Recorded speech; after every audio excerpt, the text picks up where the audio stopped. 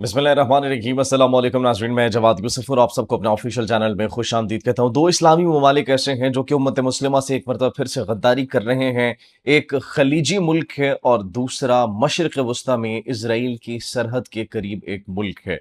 अमरीकी सदर Donald Trump की जानिब से एक ऐसा बयान दिया गया जिसने हलचल मचा दी है और अब ईरान के खिलाफ एक नया महाज खोलने की तैयारी की जा रही है। वो नया महाज कैसे खोला जाएगा, वो डिटेल्स नाजरीन आपके साथ शेयर करेंगे। और इसके साथ साथ ईरान ने जो मुज़ाकरात में स्विट्जरलैंड में कर दिया है नाजरीन, उसकी मिसाल नहीं मिलती। जिस तरीके से डिप्लोमेटिक मैसेजेस दिए हैं, उनकी बॉडी लैंग्वेज, और जिस तरीके से कतर ने, पाकिस्तान ने, ईरान ने मिलकर अमेरिका को और अमेरिका का जो वफद वहां पर आया हुआ था उनके होशो हवास उड़ाए हैं, तारीख में उसकी मिसाल नहीं मिलती। और पूरी दुनिया अब उस मुज़ाकरात के बाद यह जान चुकी है कि फातेह कौन है। ऐसा क्या किया गया? अब्बास इराक़ची की जानिब से वजीर आजम पाकिस्तान शहबाज शरीफ के कान में कुछ कहा गया था। वो क्या बात कही गई? मुलाकात के दौरान हमने देखा कि कतरी मिनिस्टर आते हैं, वजीर आजम शहबाज शरीफ से मिलते हैं, field marshal general Syed Asim Munir से मिलते हैं, लेकिन जेडी वैंस से नहीं मिलते।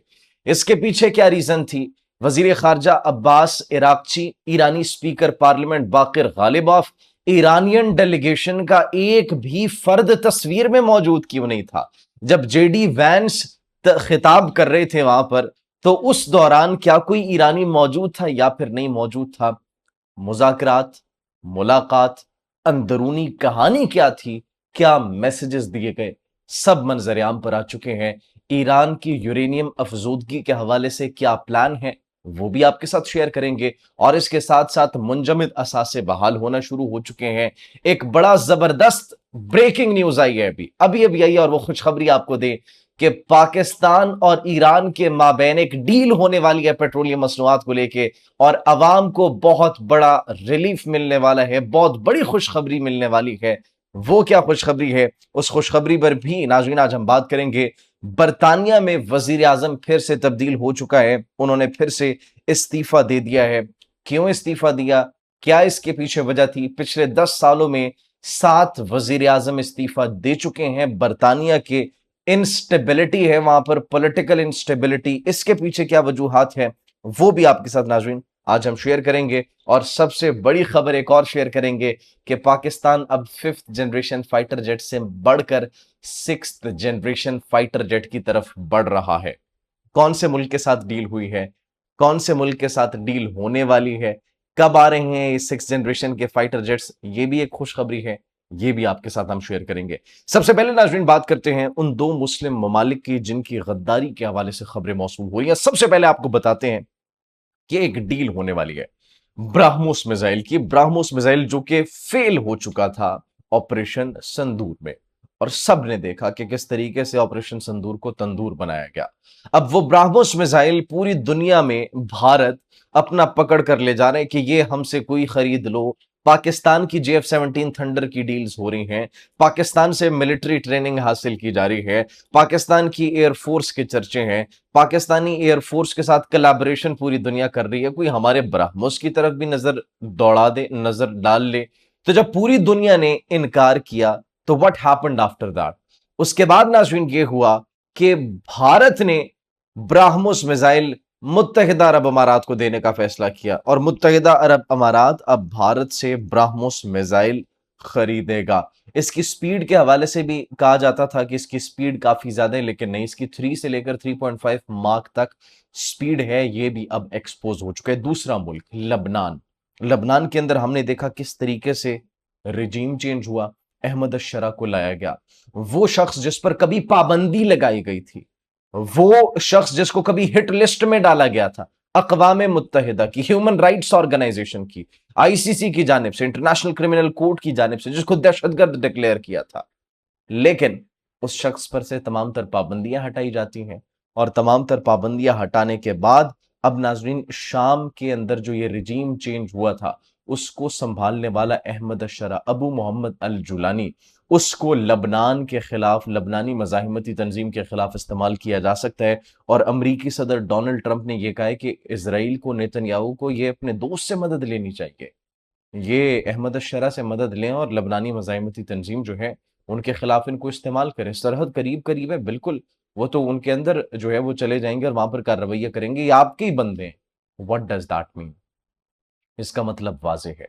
इज़राइल ने हमले किए थे कितने शाम पर, उनकी फैसिलिटीज़ तबाह कर दी, उनके जितने भी इंफ्रास्ट्रक्चर्स थे तबाह कर दिए, लेकिन एक भी गोली पलटकर हमने नहीं देखी कि इज़राइल पर जो है वो वापस लॉन्च की गई हो, चलाई गई हो, फायर की गई हो, शाम की सरज़मीन से। And everyone knows it. सब जानते हैं कि क्यों। शाम का रिस्पॉन्स आया कि हम अभी तैयार नहीं हैं, हम हाँ, बातचीत कर सकते हैं उनके साथ, लेकिन डिनाई नहीं किया गया।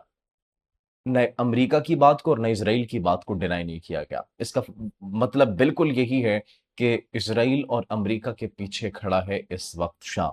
ऑन द अदर हैंड नाज़रीन, जो मुज़ाकरात में कल हुआ, ईरान ने वज़ीर-ए-आज़म शहबाज़ शरीफ के पास आए, ईरानी वज़ीर ख़ारिजा अब्बास अराग़ची, शहबाज़ शरीफ की कान में कुछ कहा और उसके बाद वो वहाँ से अपने पूरे वफ़द समेत चले गए। लेकिन ये मुज़ाकरात से इनकार नहीं था, ये डील कैंसलेशन करने की बात नहीं थी, ये बात उसकी थी कि हम जेडी वैंस के साथ न तस्वीर खिंचवाएँगे, न उसके साथ हम खड़ा होना चाहते हैं। हम यहाँ पर आए सिर्फ़ पाकिस्तान की वजह से, field marshal general Syed Asim Munir की वजह से, आपकी वजह से आए, कतर की वजह से आए, and that is the reason. हमारे कंसर्न्स डिस्कस हो चुके हैं, मुआहिदा तैयार है, नाउ वी आर लीविंग। ईरानी supreme leader Ayatollah Ali Khamenei को शहीद करने वालों के साथ हम तस्वीर नहीं खिंचवाएँगे। हमारे नए सुप्रीम लीडर, उनके बाप को शहीद करने वाले के साथ हम अगर तस्वीर खिंचवाएँगे, तो वो क्या कहेंगे कि तुमने कॉम्प्रोमाइज़ कर लिया। ईरान की अवाम क्या कहेगी कि तुम लोगों ने कॉम्प्रोमाइज़ कर लिया, दैट इज़ द रीज़न। उन्होंने वहाँ से निकलना ठीक समझा और ईरानियन डेलीगेशन में से एक शख्स भी वहाँ पर मौजूद नहीं था, जब जेडी वेंस वहाँ पर खिताब कर रहे थे और जेडी वेंस वो जो ग्रुप फ़ोटो खिंचवा रहे थे। सिर्फ ये नहीं, कतरी मिनिस्टर आते हैं, वज़ीर-ए-आज़म शहबाज़ शरीफ से मिलते हैं, शहबाज़ शरीफ को इंपॉर्टेंस दी, एवरीवन नोज़ कि कौन इस जंगबंदी के पीछे था। वज़ीर-ए-आज़म शहबाज़ शरीफ के बाद field marshal general Syed Asim Munir से मुसाफ़िहा किया, गले लगे उनसे। और नाज़रीन, अब पूरी दुनिया जान चुकी है कि जंग असल रुकवाने वाला कौन था। इसके साथ-साथ नाज़रीन, जो हम आपको बताते चले खुशखबरियों की तरफ आते हैं। सबसे पहले तो पाकिस्तान और तुर्किया के दरमियान 6th जनरेशन फाइटर जेट के हवाले से एक मुआहिदा होने की इत्तलात मौसूल हो रही है। 2 फाइटर जेट्स हैं, टूसास एंड बैकार। इस पर जो है वो काम किया जा रहा है। ये पस-ए-पर्दा कुछ इत्तलात मौसूल हो रही हैं। ऑन द अदर हैंड ये भी खबर मौसूल हुई है कि यूक्रेनियन सोल्जर जो थे वो दुबई में मौजूद थे।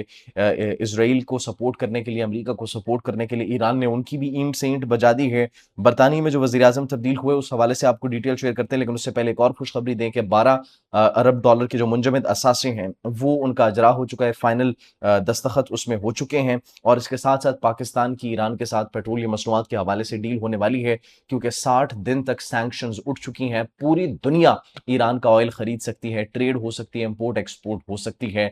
पाकिस्तान और ईरान के माबैन इत्तलात मौसूल हो रही है कि डील होने वाली है और पेट्रोलियम मसनूआत की कीमतों में बहुत बड़ी कमी आएगी। पेट्रोल 100 से ₹150 फी लीटर तक फरोख्त होगा अगर ये डील हो जाती है। तो पाकिस्तानियों, आपको एडवांस में बहुत-बहुत मुबारक हो। हम तो उम्मीद करते हैं कि ये डील होगी, क्योंकि ईरान का तेल जहां पर पूरी दुनिया अब उनसे सस्ते दामों खरीद रही है, पाकिस्तान उनकी नेबरहुड में है। गैस की पाइपलाइन यहां पर पड़ी है।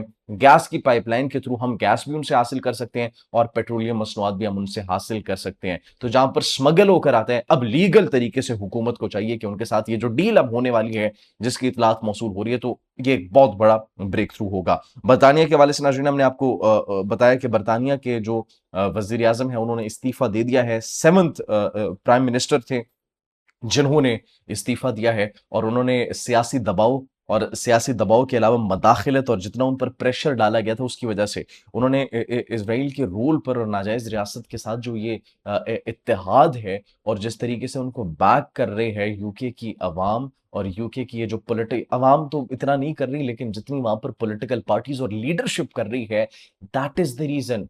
उन्होंने उसके अगेंस्ट गए, उसको अपोज़ किया और फिर इतना प्रेशराइज़ उनको किया गया कि बिलाखिर उन्होंने अपना इस्तीफ़ा दे दिया। 2016 में ब्रेक्ज़िट रेफ़रेंडम के बाद से नाज़रीन, बरतानिया जो है सियासी हलचल का शिकार है और ये डेविड कैमरॉन गए थे, Theresa May, Boris Johnson, Liz Truss, Rishi Sunak आए थे, वो गए और अब कियर स्टारमर, उन्होंने भी जो है वो इस्तीफ़ा दे दिया है। तो बड़ी शदीद पॉलिटिकल इंस्टेबिलिटी है वहाँ पर। जैसे नाज़रीन कोई मज़ीद डेवलपमेंट आती है, आपकी खिदमत में हाज़िर होंगे। मुझे तब तक के लिए इजाज़त दीजिए। अपना बहुत ख़्याल रखिएगा। अल्लाह निगहबान।